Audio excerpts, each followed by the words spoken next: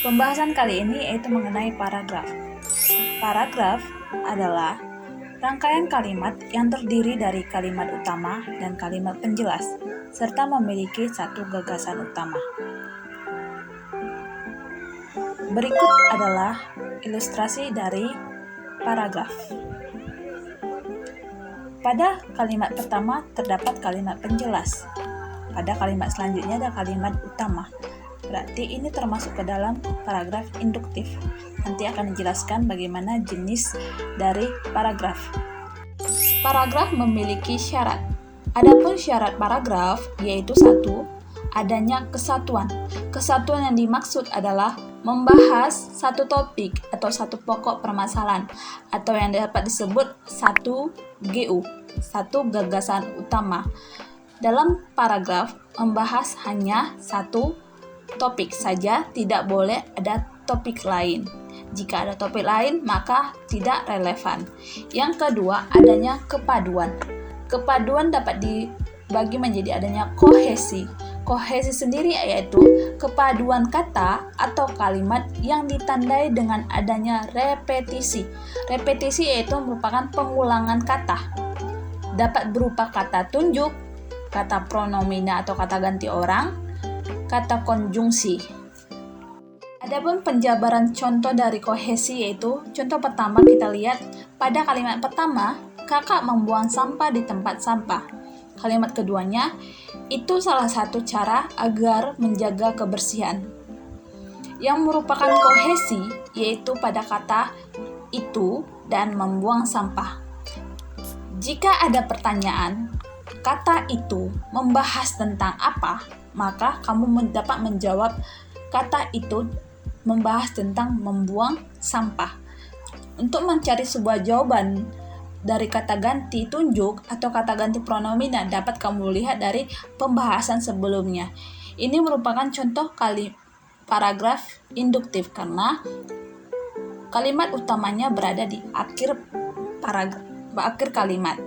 Yang contoh kedua yaitu pada kalimat pertama, listrik harus dibayar tepat waktu. Kalimat kedua, listrik harus sangat berpengaruh penting dalam melakukan setiap kegiatan. Yang merupakan repetisi atau pengulangan kata yaitu pada listrik. Pada kalimat pertama ada membahas tentang listrik, pada kalimat kedua tentang membahas listrik. Ini merupakan contoh paragraf deduktif karena kalimat utamanya terdapat pada kalimat 1. Kepaduan yang kedua yaitu kepaduan secara koherensi atau koheren. Koherensi yang dimaksud adalah kepaduan makna dapat dilihat dengan membaca keseluruhan paragraf. Jika koheren, paragraf tersebut hanya membahas satu gagasan utama saja. Namun jika pada paragraf tersebut membahas topik lain, maka dia tidak koheren atau dapat disebut dengan paragraf sumbang. Contohnya, 1 pada kalimat pertama yaitu belajar dengan giat. Kalimat kedua, kamu bisa meraih cita-cita setinggi langit. Pada kohesi tadi terdapat pengulangan kata, namun pada koheren tidak dapat pengulangan kata, namun dia masih berkesinambungan, masih membahas satu topik saja. Jenis paragraf. Jenis paragraf dapat kita lihat dengan menggunakan rumus, yaitu menggunakan rumus A, B, C, dan T. A adalah awal, maksudnya yaitu kalimat utamanya berada di awal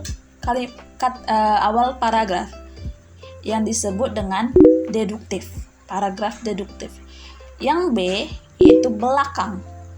Belakang yaitu maksudnya kalimat utamanya berada di akhir paragraf. Di awal paragrafnya itu merupakan kalimat penjelas.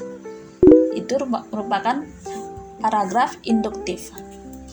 Yang C merupakan campuran. Campuran yang dimaksud adalah gabungan dari deduktif dan induktif. Biasanya pada deduktif dan campuran ini, kalimat utamanya berada di awal dan di akhir paragraf. Yang T yaitu tanpa kata kalimat utama. Biasanya terdapat di paragraf deskripsi dan narasi. Kenapa dikatakan tanpa kalimat utama? Karena pada paragraf deskripsi dan narasi itu merupakan penjabaran cerita yang hanya memiliki kalimat penjelas saja. Adapun unsur paragraf yaitu satu, ada topik atau gagasan utama, hal yang dibicarakan dalam paragraf tersebut. Yang kedua adalah kalimat utama. Kalimat utama adalah pendukung dari gagasan utama. Yang ketiga adalah kalimat penjelas. Kalimat penjelas adalah penjelasan dari kalimat utama. Yang keempat ada judul. Judul dibuat jika pada wacana tersebut atau bacaan tersebut atau karangan tersebut melebihi dari 2 paragraf. Jadi jika paragraf melebihi dari 2 atau 3 itu disebut dengan wacana atau dengan bacaan atau dengan karangan. Yang kelima ada namanya konjungsi. Hai, aku butuh semangat dari kamu nih.